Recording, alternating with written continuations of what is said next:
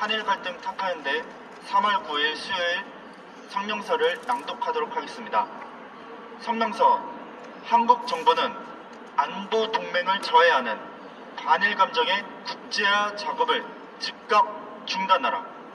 한국 정부의 외교 정책에서 대일본 관계는 1998년 김대중 대통령과 오부치 게이조 일본 총리가 과거 역사에 대한 인식을 공유하고 미래지향적으로 나아가는 데 합의한 21세기 새로운 한일 파트너십 공동선언 발표 후 줄곧 악화 일로를 걸어왔다.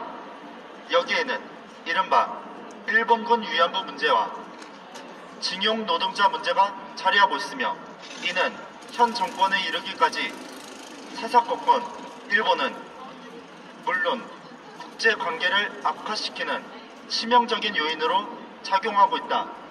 김대중, 오부치 합의에도 불구하고 사태가 이 지경에 이르게 된 까닭은 다음과 같다. 첫째, 노무현 정부는 2008년 태평양 전쟁 전후 국외 강제동원 희생자 지원에 관한 법률을 시행하면서 31명의 구 일본군 위안부를 피해자로 규정하고 위로금을 지급했다.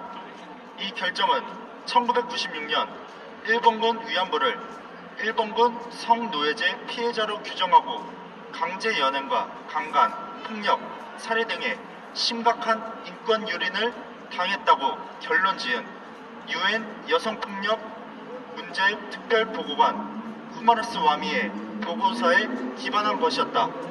그러나 이 보고서는 구 위안부들 중 일부의 진술에만 의존한 것으로 신뢰성의 문제가 적지 않다.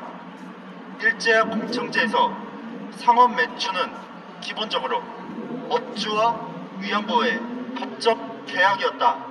이와 별개로 일제가 일으킨 중일전쟁 이후 태평양 전쟁까지 인신매매 등 불법적인 사고는 기록상으로 확인된 바 없다고 일본 정부는 발표했으나, 기록이 없다는 것이 불법적인 사례가 없었다는 확증은 아니므로 일본은 아시아 여성기금과 한일 위안부 합의를 통해 관련 국가들의 구 위안부들께 사죄와 보상을 실시한 바 있다.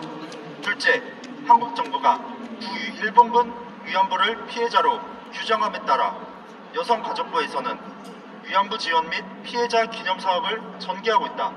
이에 따라 시민운동을 표방한 한국정신대 문제 대책협의회 이른바 정대협은 정의기억연대로 개칭해 오늘날까지 위안부상 앞에서의 수요 집회 및 박물관 등의 캠페인을 벌이고 있다. 또한 조계종은 나눔의 집에서 구 위안부 지원시설과 역사관 사업을 진행하고 있다. 그러나 위안부 지원 사업 주체로 활동하던 윤미향 정대협 전 대표 및 나눔의 집 전 운영진은 후원금 횡령 및 사기 등의 혐의로 기소된 상태이다. 셋째, 양대 노총과 정대협 등 시민사회단체들로 이루어진 강제징용 노동자상 건립추진위원회는 위안부상 운동의 취지를 이어받아 2017년 용산역 광장에 징용동상 제막식을 갖고 일제와 징용에 대해 일본에게 진정한 사과와 법적 배상을 요구하고 있다. 그러나 강제동원 문제는 1965년 한일 기본조약과 청구권 협정 체결로 종결되었으며, 청구권 자금을 기반으로 박정희 정부와 노무현 정부는 피해자들에게 보상금을 지불했다. 따라서 이 문제를 재론하는 것은 국제법적으로 모순이며, 만약 보상에 미흡한 사례가 있다면 한국 정부가 책임질 일이다. 넷째, 이미 종결된 일본군 위안부 문제와 징용 노동자 문제를 반일 감정으로 다시금 부각시키려는 움직임의 배경에는 일단의 국수주의 및 여성주의 세력들과 이들을 정치적 파트너로 수용하려는 정치 권력이 존재한다. 실제로 이들은 국제적인 네트워크를 통해 반일 감정의 세계화에 성공하고 있다. 즉, 러시아의 푸틴 정권은 대한국 정책에서 일제강점기 한국 민족의 주권 회복 운동을 존중한다고 천명했으며 중국은 한중합작 위안부 동상 설치 등을 통해 일본을 강도 높게 압박하고 있다. 이러한 시대착오적인 행태로 인해 한국은 일본과 외교 단절을 연상케 하는 최악의 상태로 치닫고 있다.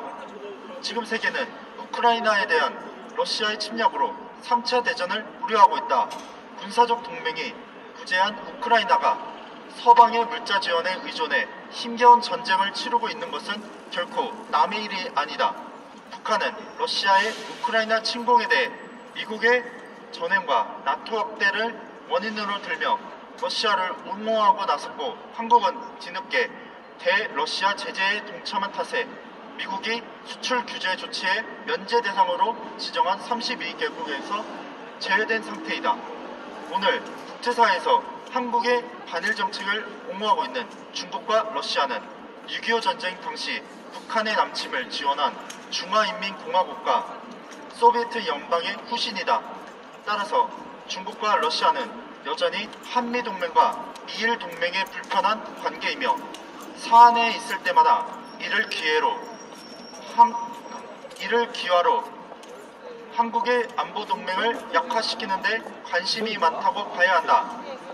한국 정부는 마무리된 과거사를 정치적 수단으로 소환해 다시금 반일 감정을 국제화하려는 작업을 즉각 중단해야 한다.